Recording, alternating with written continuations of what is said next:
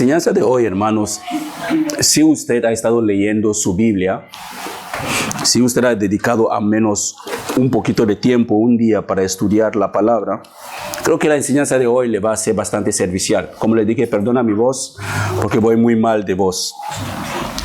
Entonces, si usted ha estado estudiando su palabra, aunque no sea regularmente, pero ha estudiado la Biblia de alguna manera para su propio provecho, creo que esta enseñanza le va a servir bastante. Pero si usted no ha estudiado su Biblia, esta enseñanza no le va a servir. Será como hablando en chino, no le va a servir para nada. Por eso que es muy importante, hermanos, que estudiamos nuestras Biblias, tengamos la responsabilidad personal, individual, de estudiar la palabra por nosotros mismos. Y así, cuando se predica enseñanzas así como lo vais a escuchar, podéis ver a la luz de la palabra que está diciendo. Así como lo podéis ver, el título es ¿qué clase de amor es este? ¿Qué clase de amor es este? Si lo podéis ver, hay un dedo en la multitud de gente, elige a una persona. Sabemos que la Biblia nos enseña que Dios no tiene favoritos. ¿La habéis leído? No sé si la habéis leído. La Biblia dice que Dios no tiene favoritos. Él no ama a nadie más que a otra persona. Es una cosa que tenéis que tenerlo bien claro. Dios no tiene favorito. No hay ningún ser humano que es mejor que el otro ser humano a los ojos de Dios. Él se agrada cuando la gente vive conforme a su voluntad, pero Él no tiene favorito. Así que según lo que vamos a ver, tiene que ver con lo que hemos estado viendo en nuestro pasaje de Juan capítulo 3. Pero hoy vamos a tocar otra vez de versículo 14 hasta el versículo 16. Por eso que el subtítulo es Juan 6, 14 a 16 o Calvino 6, 14 a 16. Algunos de ustedes quizás no sabéis quién es Juan Calvino, no habéis escuchado hablar de calvinismo, pero esta enseñanza viene a raíz de la preocupación que el Señor puso en mi corazón, de las muchas dudas y preguntas que han sido surgiendo en la congregación después de que tocamos ese tema. Ayer también, durante la reunión que tuvimos, hubo muchas preguntas sobre eso, y esa enseñanza pudo hacerlo anoche para poder presentárselo ahora. Así que hemos estado hablando de Juan, de Juan 3. El domingo pasado vimos de versículo 12 hasta el versículo 21. Y hablamos de cómo el amor de Dios se demostró en lo que Jesús hizo en la cruz. Y como el Señor Jesús, hablando con Nicodemo, hizo referencia a Números capítulo 21, de versículo 6 a 9. Números capítulo 21, de versículo 6 a 9. Cuando él habló de cómo Dios mandó a unas serpientes, lo estaba mirando en Números, que Dios mandó a unas serpientes venenosas para morder a los hijos de Israel porque se estaban quejando contra Dios y contra Moisés. Así que Jesús hizo una referencia, o puso una referencia a este pasaje, diciendo que tal como Moisés levantó la serpiente en el desierto, así era necesario que el Hijo del Hombre sea levantado, para que todos aquellos que en él creen no se pierdan, más tenga vida eterna. Es que él estaba diciendo que tal como Moisés levantó la serpiente, que todos que fueron mordidas, las personas que fueron mordidas por esas serpientes venenosas, miraron a la serpiente, la imagen de la serpiente que Moisés había hecho con orden de Dios, ellos fueron sanados. No fueron sanados porque la serpiente que Moisés había hecho tenía algunos poderes místicos, fueron sanados porque creyeron a la palabra del Señor. Eso es lo que les sanó, porque creyeron a la palabra del Señor, que Dios ha dicho: si miro a esa serpiente, seré sano. Así que ellos miraron y Dios cumplió su promesa. Ves que Dios les salva, pero ellos tenían que actuar. Ellos deberían tomar una decisión, que es mirar. Los que no miraron, murieron. Y murieron del veneno. Pero los que tomaron la decisión de confiar en lo que Moisés había dicho de parte de Dios, miraron a la serpiente y se sanaron. Y seguramente que los que no miraron, seguramente que murieron y no fueron sanados. También hablamos de que Jesús estaba diciendo eso en referencia a la manera que Él iba a morir, lo que Dios iba a hacer con Él, y cómo la gente tenía que poner su fe en lo que Él había hecho para ser salvados. Así que por favor acompáñame a Juan capítulo 3, no Calvino capítulo 3, pero Juan capítulo 3. Vamos a leer el versículo 14 hasta el versículo 16. Juan 3, 14 a 16. Juan 3, 14 a 16. Dice la palabra del Señor. Eso es Jesús otra vez. Y así como Moisés levantó la serpiente de bronce en un poste en el desierto, recuerda lo que había pasado. Los hijos de Israel se habían quejado contra Dios y Dios estaba enojado con ellos. Habían menospreciado la comida que Dios les había dado. Habían murmurado contra Dios y contra Moisés, y Dios mandó la serpiente venenosa. Así que Dios le ordenó a Moisés: haz una serpiente de bronce, ya que ellos se han arrepentido de sus pecados, han reconocido que han fallado a Dios. Haz una serpiente de bronce, ponla en un poste y los que lo miran serán salvos, o se sanará de este veneno. Así que Jesús dice: así como Moisés levantó la serpiente de bronce en un poste en el desierto, así deberá ser levantado el Hijo del Hombre. Así debería ser levantado el Hijo del Hombre. Jesús ya está diciendo, es como una profecía de cómo Él iba a morir. Y en el versículo 15 dice: para que todo el que cree en Él tenga vida eterna. Quiero que se quede con la palabra todo. Quiero que se quede con esta palabra, todo. Así que si pregunto a Génesis, ¿qué quiere decir todo? Seguramente que ella me dirá todo, es todo.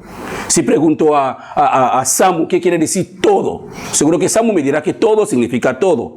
Pero si pregunto a quien sea, ¿qué quiere decir todo?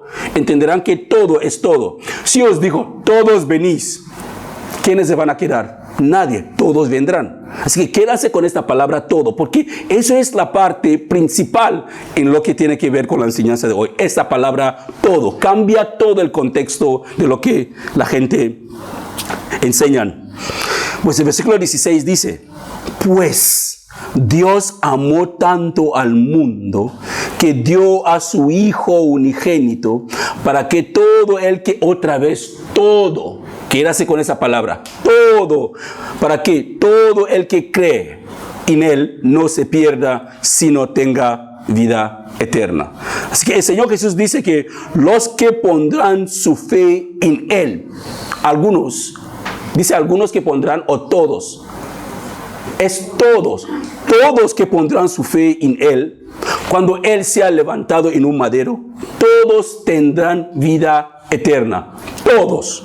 Así que no hay ninguna otra definición, o no puedo usar ningún diccionario. O sea, he aprendido una cosa esta semana, que la mejor manera de buscar palabras en la Biblia que no afectará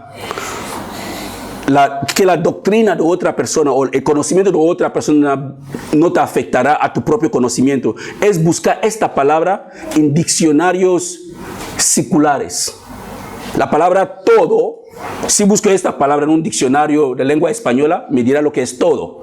Pero si lo busco en un diccionario que es calvinista o armenista, me dará una definición completamente diferente. Así que el que me da la definición, me dará la definición según sus creencias, no según lo que la palabra quiere decir. Así que aquí la palabra en sí es todo.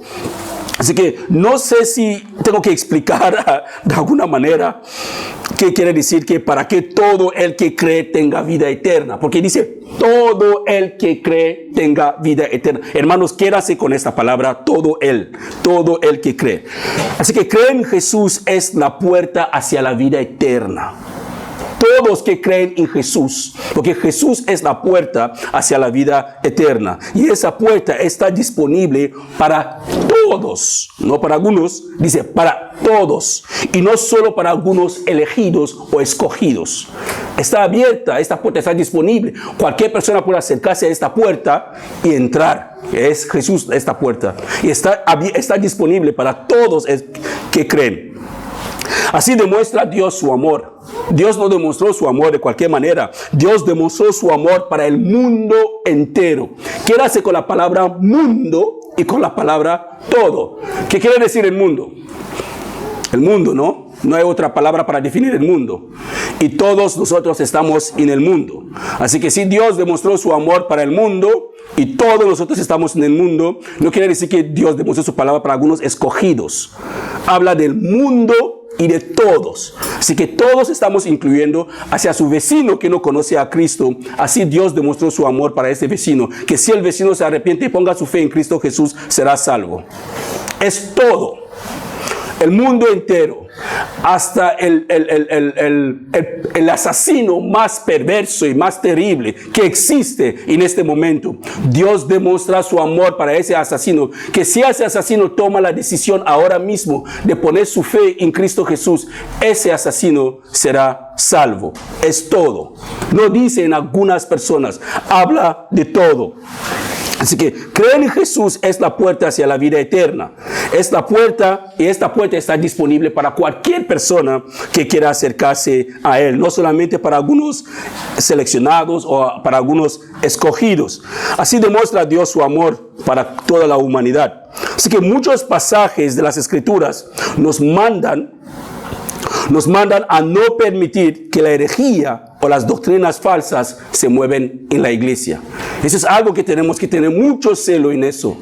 Tenemos que tener mucho cuidado para que la herejía o las falsas doctrinas no se mueven en la iglesia. Tenemos que tener eso bien claro como creyentes. Si no, vamos a contaminar las mismas enseñanzas que nos dan. Así que aunque las Escrituras claramente nos enseña esto, muchas veces hay casos, o hacemos caso omiso y nos ponemos encima nuestra relación con las demás, porque no queremos ofender, no queremos romper la unidad con otras personas o con otros que predican algo diferente. Queremos mantener la unidad, pero como creyentes tenemos que ser totalmente celoso de la palabra del Señor. Celoso. Si tengo que perder mi madre, porque mi madre crea una herejía, la voy a perder, pero no voy a comprometer mi fe en Cristo Jesús para complacer a mi madre, jamás. Si tengo que perder mi esposa, mis hijos, todo por amor a Cristo, lo voy a perder todo por amor a Cristo. Pero no voy a comprometer mi relación con Cristo o lo que yo creo de Jesús porque quiero satisfacer o salvar mi relación con mi esposa o con mis hijos, jamás. El Señor está encima de todas las relaciones. Él está encima de todo. Así que quiero hablarles hoy de una doctrina o de una enseñanza que contradice el pasaje que hemos visto de Juan 3:16 o Juan 3:14-16. O por llamarlo no solamente el pasaje en sí que contradice, una doctrina que contradice toda la Biblia, pero toda la Biblia, que yo llamo esa doctrina una herejía. Y muchos pastores que yo conozco, que sus enseñanzas me han bendecido, pastores de muchos nombres y mucha reputación, con muchos estudios, creen en esta herejía. Y muchos otros pastores que no creen en esta herejía tienen miedo de decir que el calvinismo es una herejía. Lo es.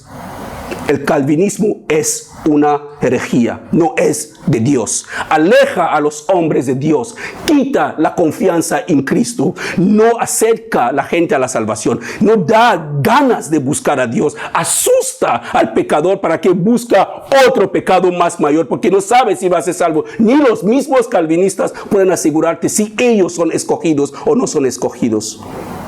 Hemos leído Juan 3:16.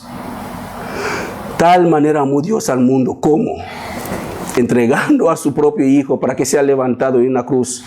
¿Quiénes se van a salvar? ¿Algunos escogidos? No. Todos que creen en Él. Todos, hermanos. Todos. Así que vamos a tocar este punto, pero muy sensible. Yo les pido, hermanos, que si usted no ha indagado sobre eso, toma el tiempo para indagar sobre eso. Porque la doctrina del calvinismo suena muy bonito. Suena muy bonito. Mira, son hombres expositores de la palabra, que cuando te explica la palabra, algunas áreas de la palabra, te queda wow, qué comprensión. Pero esta parte de decir que Dios ha decidido crear a algunas personas para el infierno y crear otras personas para el cielo, para mí es lo que yo veo en la Biblia, es una herejía. Es totalmente abominable, es una abominación. No es normal, no es el Dios de la Biblia. Así que es una doctrina que enseña por personas que, como les he dicho, personas que yo respeto, personas muy educados, muy respetados, personas que tienen mucha pasión en predicar. Cuando lo predican, tienen mucha pasión y mucha, ¿sabes? Con mucha, lo creen cuando lo predican. Pero eso no significa que es verdad. Podemos tener toda la pasión del mundo para predicar una herejía. No significa que estamos predicando la verdad. Podemos tener toda la pasión del mundo, todo, podemos expresar todas las expresiones necesarias cuando predicamos algo, pero no significa que lo que predicamos es verdad. Así que el calvinismo fue creado por un hombre llamado Juan Calvino, que vamos a entrar en esto. Es importante saber cómo esos hombres y mujeres del Antiguo Testamento, no del Antiguo Testamento, los hombres y mujeres de la iglesia primitiva. Estoy preparando un estudio de eso, de la creencia de la iglesia primitiva. El Señor Jesús tuvo 12 discípulos. Después había 120 en el aposento alto cuando descendió el Espíritu Santo en el día de Pentecostés. Esos hombres y mujeres tuvieron sus propios discípulos. Ellos, los discípulos de Jesús, recibieron la palabra de Jesús. Lo traspasaron a sus discípulos, que traspasaron a otros discípulos, que traspasaron a otros discípulos. En algún momento dado en nuestra vida, ese eslabón se rompió. Y empezó a entrar muchas cosas raras en el cristianismo. Y eso ya ocurría desde el tiempo del apóstol Pablo. No es algo nuevo. Pero ahora está más común ahora que antes. Antes no tenía internet, no tenía redes sociales para propagar esas falsas doctrinas. Ahora con el internet uno se queda en su salón o en su cocina y puede predicarle al mundo entero una falsa doctrina. Y la gente lo cree. ¿Por qué? Porque el hombre tiene miles de seguidores. Tiene que ser verdad. Pero no es así. Vamos a ver, si el Señor lo permite, ¿qué creyeron los primeros discípulos? ¿Qué era la fe? ¿En qué creían? Las diferentes doctrinas cristianas, ¿cómo creían en esas doctrinas cristianas? Porque es importante saber cómo esos hombres y mujeres comprendieron y vivieron las Escrituras. Y los que nosotros hoy en día, cómo lo comprendemos esas mismas Escrituras y cómo la vivimos nosotros hoy en día. Así que hoy en día, muchas iglesias, ministerios y seminarios están promoviendo el calvinismo. Y no estoy diciendo, hermanos, que los calvinistas van a ir al infierno. Yo no soy no estoy diciendo eso. Pero estoy diciendo que el calvinismo es herejía. Eso sí que lo es. No hay ninguna otra palabra que pueda usarlo para definirlo.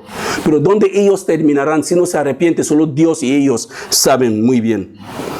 Así que el calvinismo hace el camino de la salvación mucho más difícil el camino de la salvación. Y hace que muchos se den por vencidos y buscan otro camino. Porque ¿cómo vas a decir vas a predicar a alguien en la calle que está envuelto en el pecado? Le dice, Dios ha elegido a algunos para el infierno y ha elegido a otros para el cielo. Y la persona, ¿cómo sabrá si Dios te ha elegido a ti o Dios la ha elegido a él? ¿Cómo sabrán? Así que eso pone el camino de la salvación más difícil de lo que debería ni ser. Que el camino de la salvación es el Señor Jesús mismo. Tan sencillo y tan fácil. Él mismo lo dice. Tal como Moisés levantó la serpiente en el desierto, es necesario que Él sea levantado así, para que todos que creen, todos que creen en Él no se pierden, mas tenga vida eterna. Y así demostró Dios su amor para el mundo, no algunos elegidos ni escogidos, el mundo entero. Así que rápidamente vamos a ver dónde vino esa teología, porque como les he dicho, estoy preparando una enseñanza especial solo para eso. Así que vamos a ver lo que significa dónde vino esa teología. Así que el fundador del calvinismo es en sí Juan Calvino, es lo que vamos a ver. Así que el calvinismo en sí viene de Juan Calvino, esa es la doctrina que vamos a hablar. Así que, ¿qué quiere decir una teología que aleja a la gente de Dios? Primeramente, la palabra teología, o cuando se habla de teología, se habla de algo que se enfoca, es un estudio que se enfoca en el estudio de Dios y la relación de los seres humanos con ese mismo Dios. Por eso que le dije que si usted ha estudiado un poquito disfrutará de esta enseñanza. Pero si no has estudiado un poquito, le va a costar un poquito asimilarlo. Por eso que estoy intentando romper algunas de estas palabras para que algunos lo puedan comprender. Así que la teología se enfoca en el estudio de Dios y la relación de los seres humanos con este mismo Dios. Así que el fundador de ese calvinismo que vamos a ver, el fundador se llama Juan Calvino. Ese es el fundador del calvinismo y toma su nombre, esa herejía toma su nombre. ¿Y cuál es una de las enseñanzas principales de este hombre? Mira lo que dijo. Eso es lo que él dice de Dios. Dice, Dios se glorifica por medio de hacer nacer a billones de personas en el mundo. Y el único propósito de quemarlos en el infierno por toda la eternidad. Eso es la enseñanza principal del calvinismo sobre la elección. ¿Qué quiere decir? Que Dios es un ser que se siente en su trono y decide crear a billones de personas. Y de los billones, dice 200,000 billones al infierno y 1 millón nada más para mí. ¡Qué tirano!, ¿no? Entonces, cuando leemos la Biblia dice, Dios es un Dios de misericordia. ¿Dónde está la misericordia en eso? Dirán, no, su misericordia está en los elegidos. No es misericordia eso. La Biblia nos enseña que Dios no tiene favoritos. Entonces, si Dios elige a algunos y condena a otros, ¿no es favoritismo? Así que la Biblia se está contradiciendo. No, los hombres quieren estudiar a Dios a su manera. Hermanos, Dios no es una bacteria que lo podemos poner bajo un microscopio y lo estudiamos y vemos cómo se muta. No, es que no hay ninguna manera que podemos comprender la grandeza de Dios. No podemos comprenderlo. Por eso es que Pablo mismo escribió algunas cosas en la Biblia y dice Pedro que algunas de las cosas que Pablo escribe son difíciles de comprender. ¿Por qué son difíciles de comprender? La gente entonces tuercen esas cosas que ellos no comprenden. Jesús le dice a Nicodemo, si vemos en Juan capítulo 3, al principio él dice a Nicodemo que el nacimiento espiritual no se puede explicar. Que no se puede explicar cómo la gente nace espiritualmente. Pero lo podemos ver. Como el viento sopla, nadie sabe dónde viene, ni dónde va, ni lo vemos. Pero podemos ver su efecto. Así es el espíritu en la vida de una persona. No vemos cómo transforma su corazón. No vemos cómo cambia sus deseos. No vemos cómo le acerca a Dios. Pero podemos ver los efectos. Ya no es maltratador. Ya no es esto. Ya no miente. Ya no es... Sus deseos empiezan a cambiar. Así es Dios, hermanos. El Dios que la Biblia enseña es un Dios misericordioso. Es un Dios que desea que el pecador no se muere en sus pecados. Él no quiere que el pecador se muere. Así que lo que Calvino está enseñando, algo así, hermanos, es un punto de vista de Dios que no encuentro en ninguna parte en la Biblia. Este punto de vista de Dios, que Él ha creado a algunas personas para mandarles al infierno, billones de personas. Entonces, ¿para qué echa la culpa a un pecador que vive en pecado? ¿Para qué? Si tú lo hiciste así. ¿Para qué Dios tendrá que decir, arrepentíos? ¿Para qué Juan el Bautista tenía que gritar, arrepentíos? ¿Para qué Jesús tenía que gritar, arrepentíos? Si Dios los hizo así. ¿Para qué? A veces creo que muchos calvinistas no pueden contestar o ni creen en lo que ellos predican, porque es como algo de moda hoy en día. Así que hace el sacrificio, lo que el calvinismo hace que el sacrificio de Cristo es inalcanzable para cualquiera que quiere llegar a Él. Hace que es difícil acercarse a Cristo. Te pone tantas barreras, tantas dificultades. Es que hace que el pecador es difícil para que se levante la vista para ver a Cristo. La salvación ya no es una cuestión de decisión, es que Dios te impone. No quieres ser salvo, Dios te declara salvo, aunque lo quieres o no, Él te salva. Vaya, ¿no? ¿Acaso es lo que hizo con Adán y Eva en el huerto de Edén? Le dijo, te mando, Adán, no hay manera para ti de no comer el fruto prohibido. No. Aquí tienes fruto prohibido, fruto para comer. Tú decides. Si comes esta que está malo, tú mueres. Comes este, sigue adelante. ¿Qué hizo Adán? decidieron tomar la decisión ellos mismos. Es que Dios no obliga a nadie para seguirle. Hasta los ángeles podemos ver. Lucifer, Satanás, tenía que decidir de ser como los demás ángeles, pero tomó la decisión de ser igual a Dios. Y engañó a una tercera parte de los ángeles. Le siguieron. Y nosotros, y pensamos que Dios nos ha obligado para seguirle. No, entonces no es amor. ¿Qué tipo de amor es eso? ¿Qué clase de amor es eso? No es como las bodas africanas que la mujer es obligada a casarse con un hombre de casi 80 años más que ella. Aunque ella lo hace, pero no hay ese amor en su corazón. Así que Dios no nos obliga a tener una relación verdadera de padre y hijos con Él.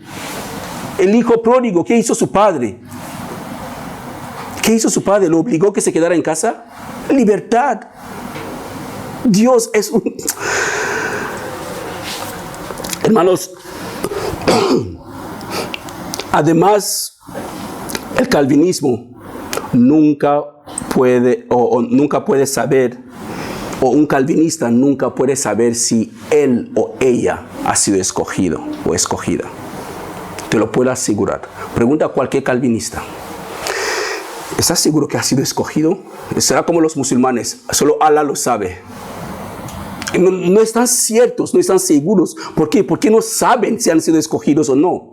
Pero nosotros sabemos que si creemos en el Señor Jesús somos salvos. Eso sí que puedo decirle que soy salvo. No por mis buenas obras. No por mis buenas obras.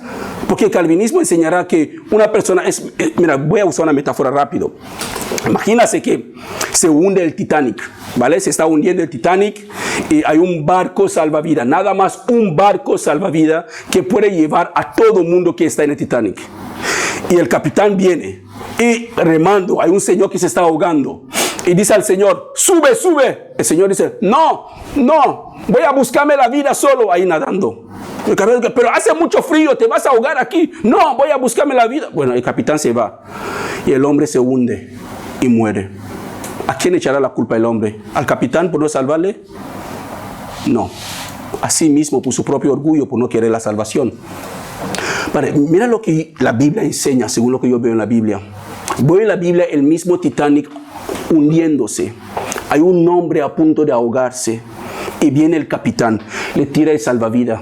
Le dice, agarra el salvavidas y te tiro hacia alta mar, te tiro hacia la playa. Tú decides. Si el hombre agarra el salvavidas, se salve. Le sacan hasta la playa. Cuando él sale a la playa, salvados, pero débil, y vienen los periodistas. ¿Quién te salvó? ¿Quién te salvó? ¿Qué dirá el hombre? ¿Me salvó yo mismo? ¿Dirá eso? Dirá no. Fue el capitán. ¿Quién me salvó? Pero él contribuye en algo, ¿no? Agarró la salvación. La salvación es por pura fe en Cristo Jesús. Él nos salva por pura gracia. Es un regalo, pero tú tienes que coger este regalo para que Él te tira hacia el alta mar. Él no obliga a nadie de ser salvo si no quiere. ¿Podemos resistir a Dios? Sí, podemos resistir a Dios. ¿Podemos resistir al Espíritu Santo? Sí, podemos resistir al Espíritu Santo. ¿Por qué? Porque Dios nos ha dado la capacidad de hacerlo. Hemos sido hechos a la imagen y semejanza de Dios. Compartimos algunos atributos de Dios, como amar, enojar, resistir, perdonar. Pero no podemos crear como Dios. Pero podemos hacer otras cosas que Él ha permitido que nosotros hagamos.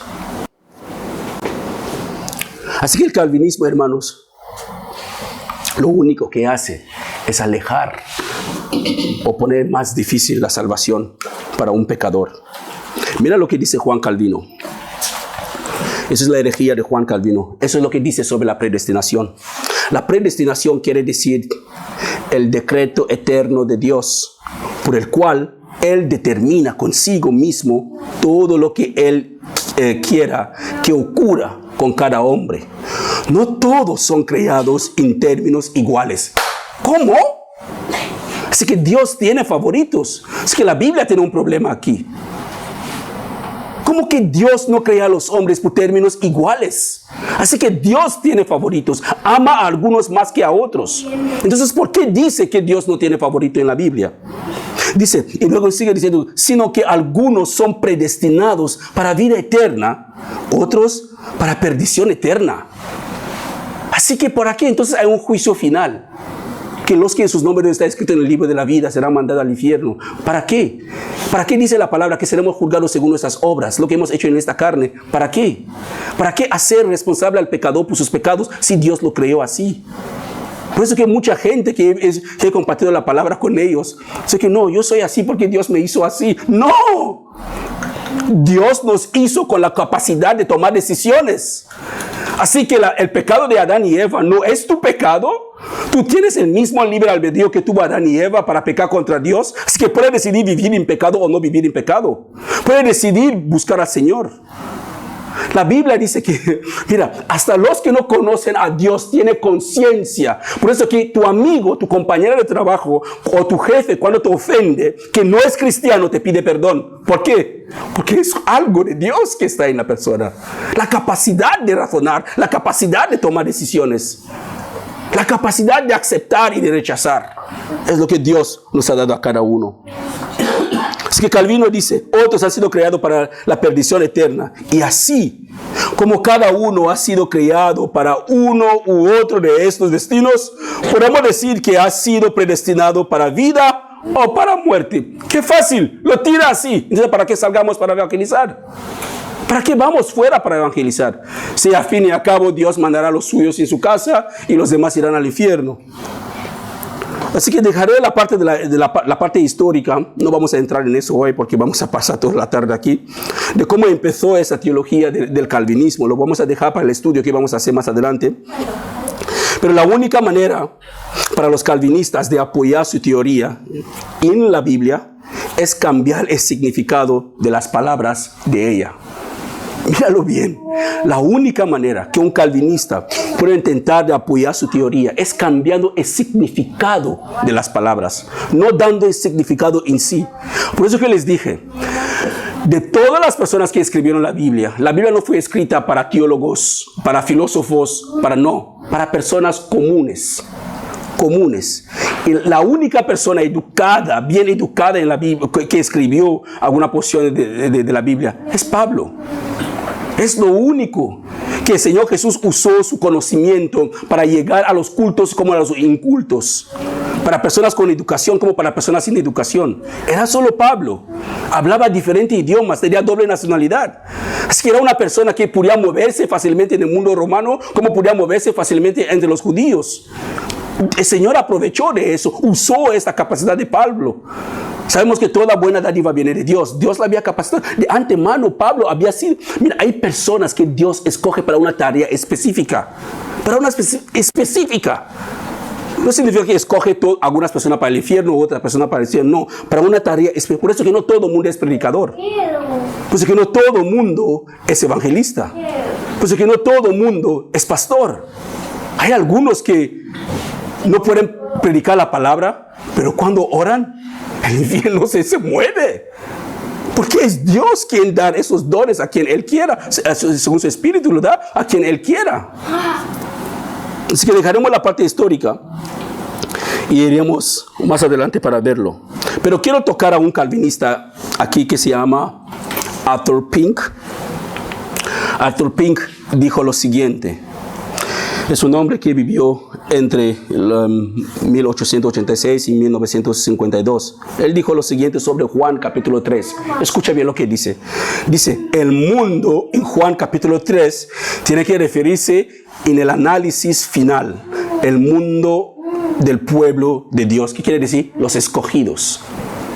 Por favor, hermanos.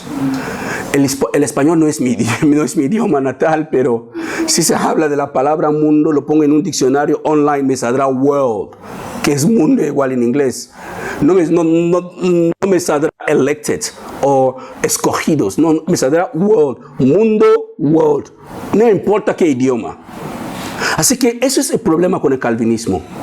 Cambian el significado de las palabras para poder defender su herejía. solamente el significado de las palabras. Así como podemos oponer algo así, que ni el Señor Jesús lo dijo. El Señor Jesús ni dijo esto, que de tal manera amó Dios a los escogidos que ha dado a su único hijo. No dijo eso, dijo mundo. Dios amó al mundo. ¿Y quiénes están en el mundo? Todos nosotros. Tu jefe que no es convertido, tu jefa que no es convertida, a todos nosotros. Así que hay una posibilidad, hay una oportunidad de salvación para cualquier persona. Hay esperanza de salvación para todos aquellos que creen en Jesús. Todos los que están donde, en el mundo.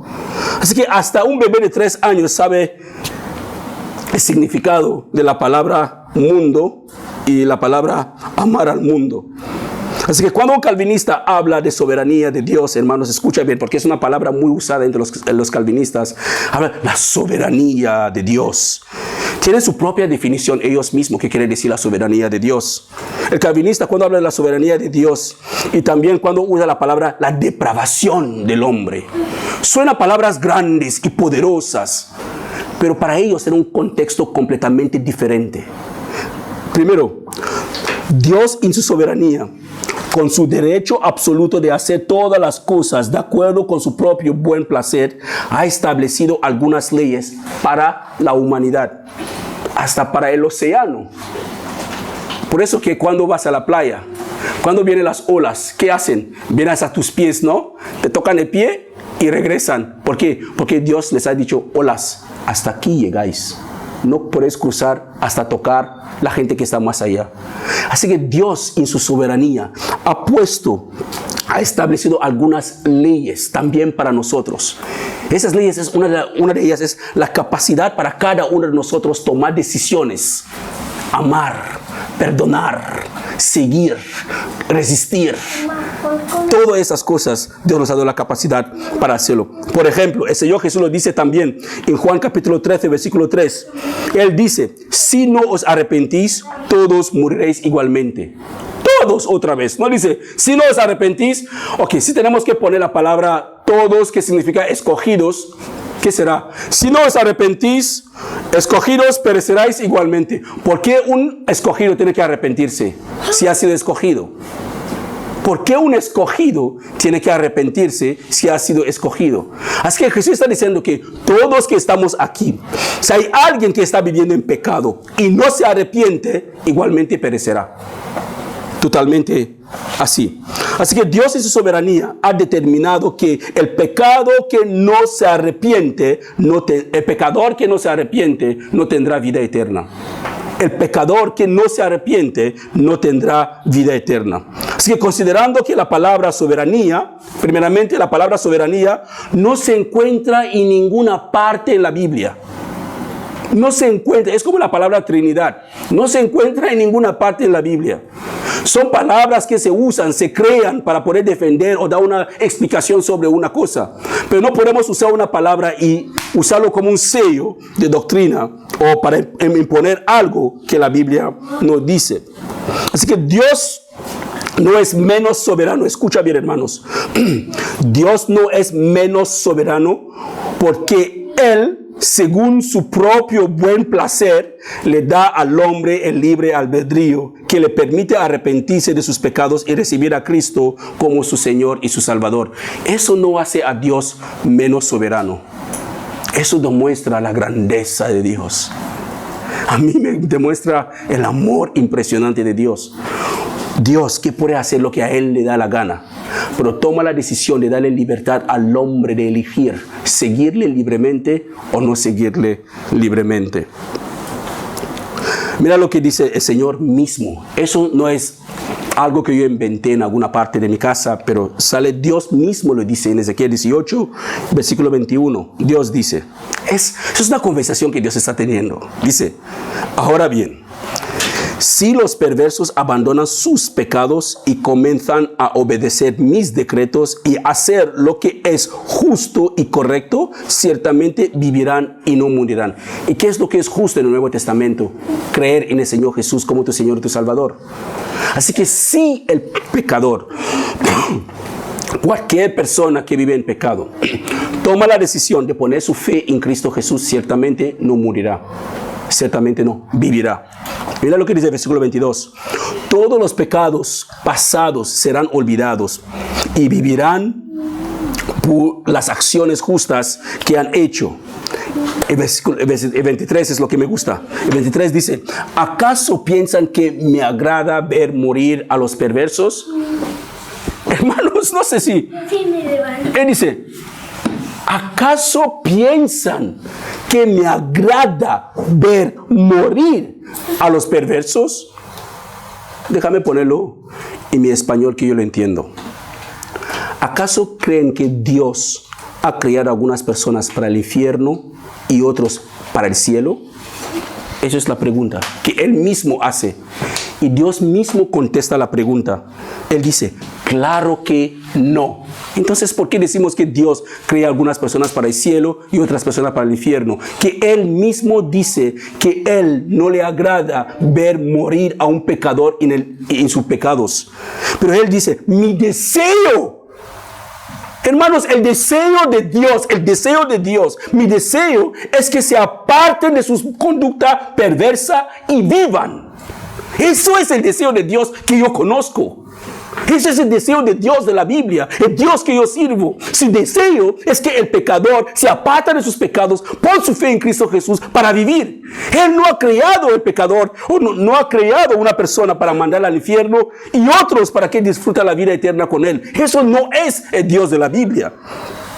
Él dice en el versículo 24, sin embargo, si los justos se apartan de su conducta recta y comienzan a pecar y a comportarse como los demás pecadores, ¿se les permitirá vivir? Esa es la pregunta que se hacen. ¿Se pierde la salvación o no se pierde la salvación? ¿Qué dice Dios? Si tú estás firme, si tú vives para Él, si tú eres un creyente y tomas la decisión de remocarte otra vez en el pecado, alguien dirá, no, porque nunca se convirtió. No, Dios hubiera dicho eso así.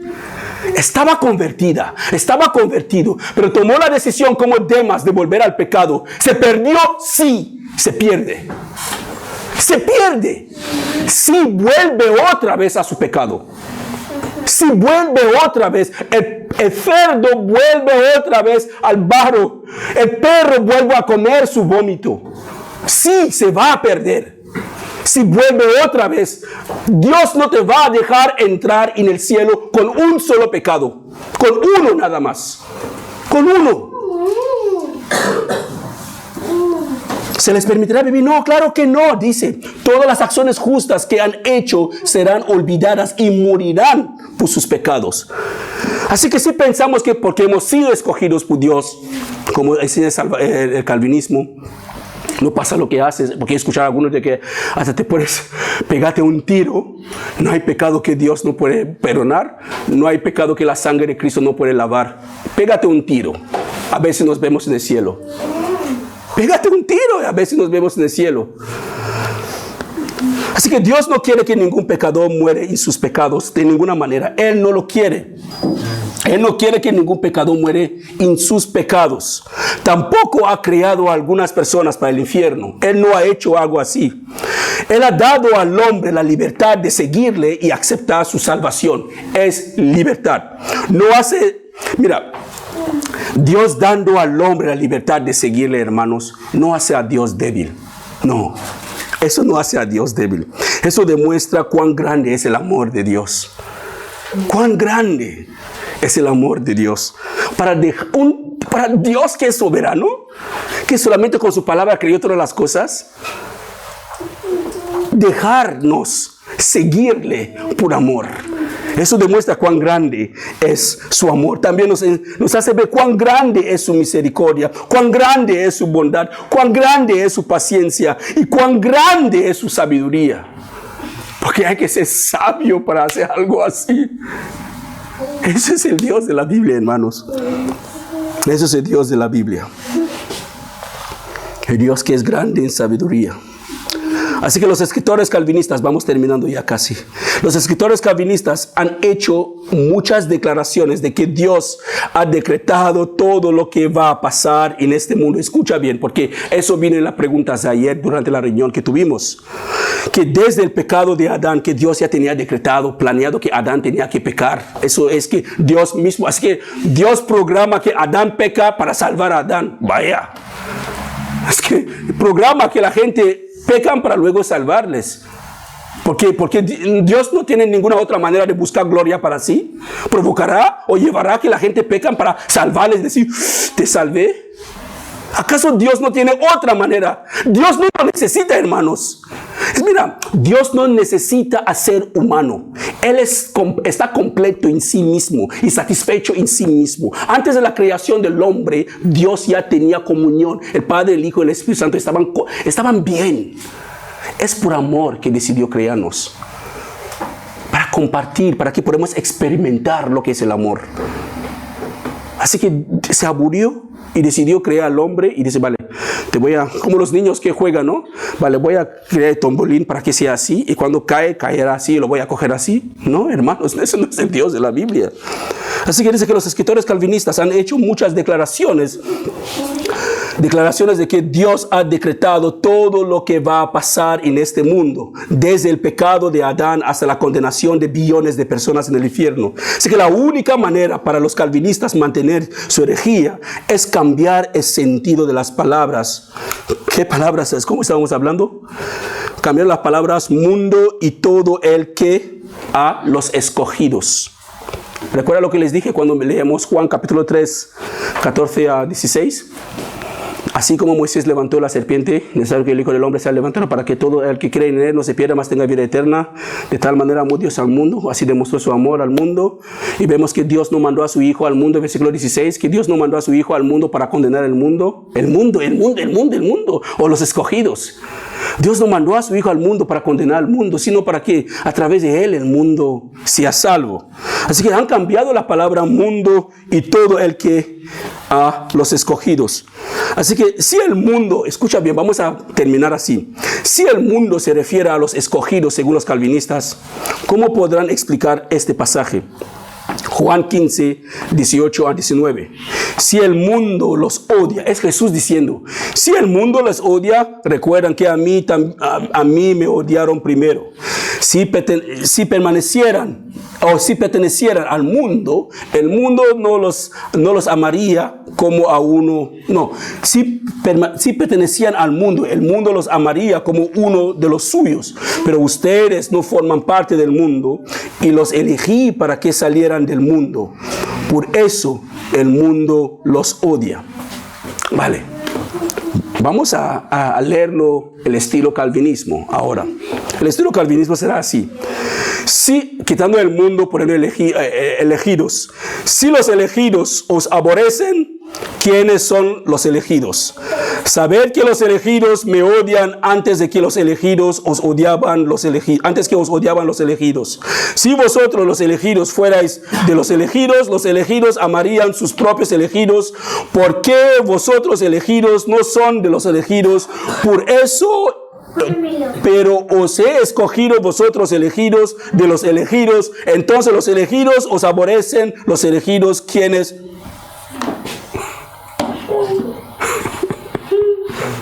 Hasta Samu está riendo. Lo terrible que puede ser eso, hermanos.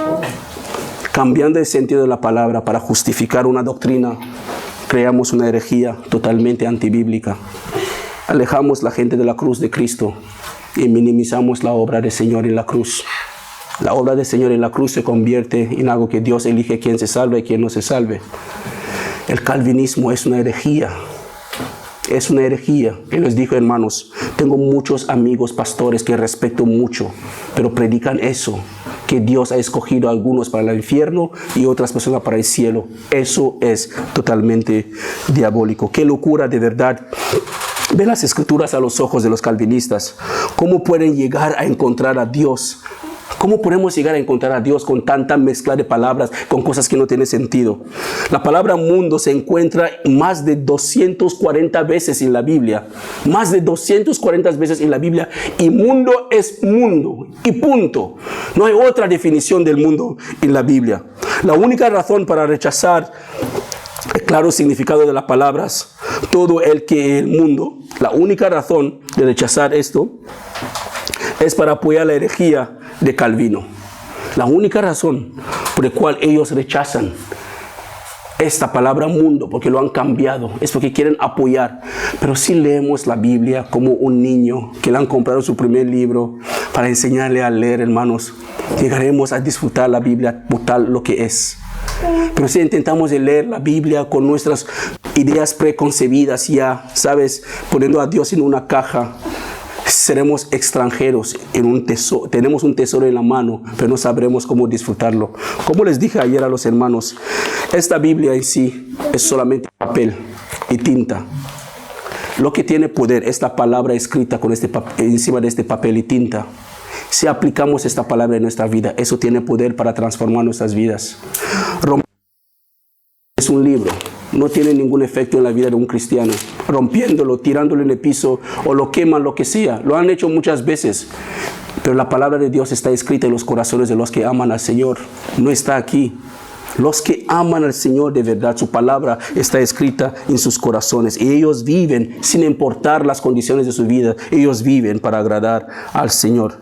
Hay muchos pasajes, voy terminando con eso, muchos pasajes bíblicos que no tendremos de tiempo para mirarlo, pero que si lo leemos, totalmente quebranta esta idea del calvinismo. Y uno de ellos, que solamente quiero que hagáis una cosa, los pasajes que os voy a pasar, por favor, léanselo en casa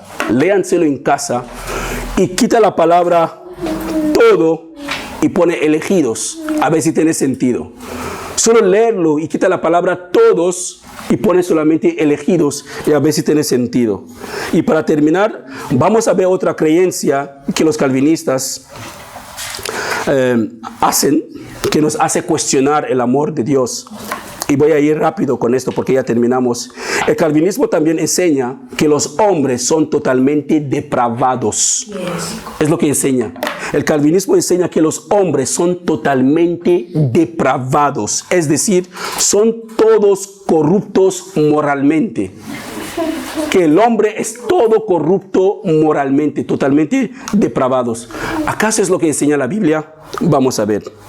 Es verdad, hermanos, que las personas tienen una naturaleza depravada. Tenemos una naturaleza depravada y pecaminosa y ninguna persona merece la salvación. Eso sí que es cierto. Totalmente, que ninguna persona merece la salvación. Pero no olvidamos que Dios ha puesto a cada persona una conciencia. Aunque eres cristiano o no eres cristiano, Dios ha puesto en ti la conciencia. De modo que hay un conocimiento o sentido de distinguir entre lo bueno y lo malo. No debes ser cristiano para tener conciencia. No debes ser cristiano para saber lo que es bueno y para saber lo que es malo. Porque es algo que Dios puso en ti el día que tú fuiste formado en el vientre de tu madre. Aún una persona inconversa puede sentir remordimiento y tristeza cuando ha hecho algo malo. Si fuera totalmente depravada, no tendría ni la capacidad de sentirlo. Si una persona fuera totalmente depravada, no tendrá ni la capacidad de sentir remordimiento. Tendrá un corazón duro, que cualquier cosa que hace nunca se va a arrepentir, nunca se sentirá mal. ¿Por qué? Porque está totalmente depravada. Esta es una persona totalmente depravada. Mira lo que dice Romanos capítulo 1, versículo 19 a 20. Dice, ellos conocen la verdad acerca de Dios, porque Él se le ha hecho evidente. Evidente dice, pues desde la creación del mundo, todos han visto los cielos y la tierra. Todos, todos, no los escogidos. Todos significa todos. Por medio de todo lo que Dios hizo, ellos pueden ver a simple vista las cualidades visibles de Dios, su poder eterno, su naturaleza divina. Así que no tienen ninguna excusa para no conocer a Dios. Nadie tiene excusa para no conocer a Dios. Nadie. Dios no ha escogido a nadie para el cielo y algunos para el infierno, porque Él nos ha dado a todos la capacidad de conocerle. Mirando la misma naturaleza podemos conocer a Dios. Podemos llegar a conocerle. Todos nosotros. Así que para el calvinismo la depravación quiere decir la incapacidad total. La incapacidad total, para ellos es lo que ellos llaman la depravación, que el hombre no siente, no tiene capacidad para sentir. El calvinismo dice que, dado que a toda la humanidad, él dice que toda la humanidad está muerta. Esta pregunta vino de Efesios capítulo 2, versículo 1 a 4. Ayer estuvimos hablando durante la reunión que esto vino como una pregunta. Y sinceramente, hermanos, lo que dice el calvinismo sobre eso es que el hombre en sí está totalmente muerta, según ellos, está muerto, que no tiene la capacidad de responder de ninguna manera para percibir a Cristo como su Señor y su Salvador. Pero ojo, tenemos que recordar una cosa bien clara, que el calvinismo tiene tiene la tendencia de cambiar el significado de las palabras. Así que para poder comprender esta parte, quiero que entendamos una cosa, que en Efesios capítulo 2, 1, solamente el 1, sí, solamente el 1, vamos a dejar solamente el 1, dice, a ustedes Él les dio vida cuando aún estaban muertos en sus delitos y pecados. Los calvinistas dicen que como la persona está muerta en sus delitos y pecados, es imposible para ellos de creer. Pero ojo, esa es una analogía totalmente tonta. ¿Por qué? Porque la muerte aquí que está hablando no es la muerte física, es la muerte espiritual, no física. Porque una persona físicamente muerta no puede ni reír, no puede ni hablar, no puede ni leer, no puede ni abrir los ojos, no puede hacer nada. ¿Por qué? Porque está físicamente muerta. Así que aquí estamos de una persona espiritualmente muerta, totalmente muerta. Porque en Génesis capítulo 2, versículo 17, Dios le advirtió. Le he saltado uno a Hechos. Vale, Hechos 2:1 dice, a ustedes Él les dio vida cuando aún estaban muertos en sus delitos y pecados. Así que los calvinistas también dirán aquí que aquí las personas cuando dicen que están muertos en delitos y pecados no pueden responder a nada de la palabra del Señor. Así que esa analogía que ellos están usando aquí, hermanos, de que estamos totalmente muertos, no es la muerte física, es la muerte espiritual. Porque en Génesis capítulo 2, versículo 7, Dios advirtió a Adán y a Eva que no comieran del fruto prohibido. Él les dijo, si comen de ese fruto, sin duda moriréis. Ellos comieron, sí comieron, pero murieron físicamente, no murieron físicamente ese mismo día, pero sí que murieron espiritualmente, murieron todos espiritualmente. Así que una persona muerta físicamente no puede percibir a Cristo como su Salvador, pero tampoco puede hablar, ni respirar, ni reír, ni vivir una vida recta, no puede hacer nada porque está muerta físicamente.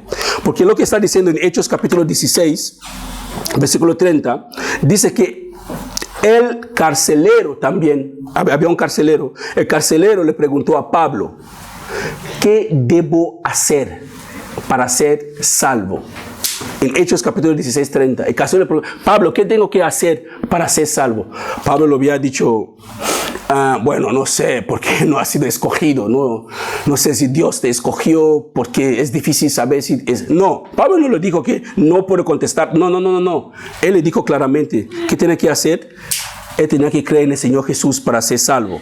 Él debería creer en el Señor Jesús para ser salvo, nada más eso. También creo que he saltado alguno. Sí, creo que se me fue bastante rápido. Vale, eso está en Hechos 16. También Dios dice en Isaías 1:18. Él dice a la gente, vengan ahora, vamos a resolver este asunto, dice el Señor. Aunque sus pecados sean como la escarlata, yo los haré tan blancos como la nieve. Aunque sean rojos como el carmesí, yo les haré tan blancos como la lana. Eso no fue escrito para personas muertas físicamente. Él está hablando a personas espiritualmente muertas. Porque un hombre físicamente muerto no puede razonar con Dios. No puede hablar con nadie porque está muerto. Así que lo que la palabra está diciendo aquí es personas espiritualmente muertas.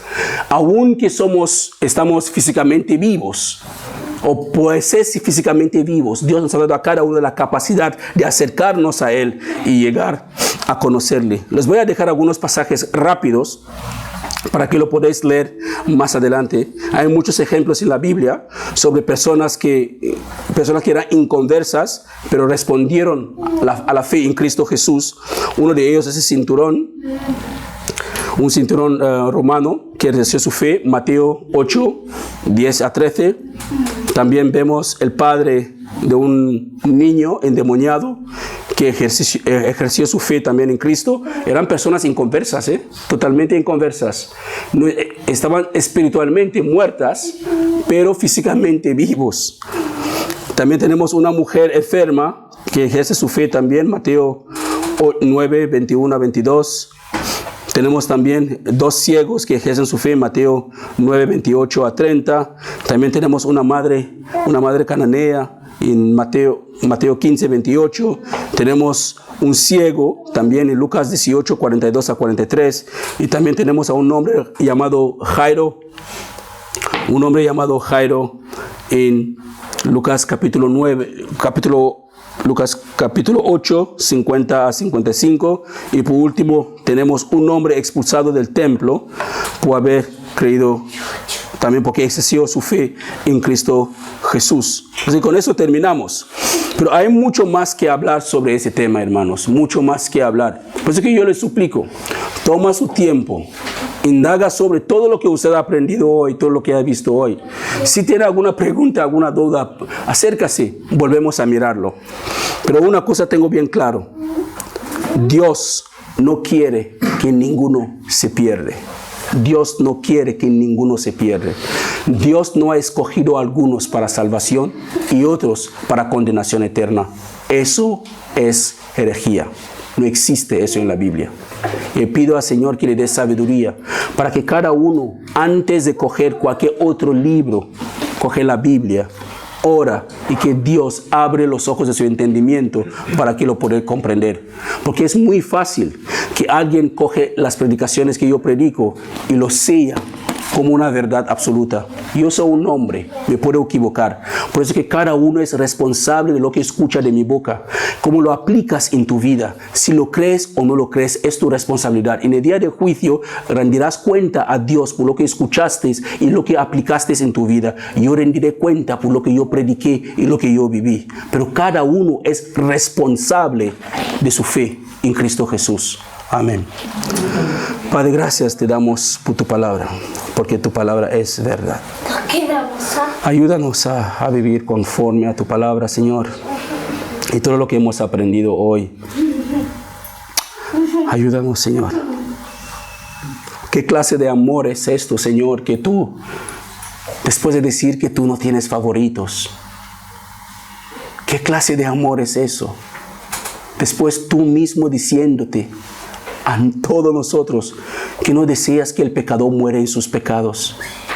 ¿Qué clase de amor es eso?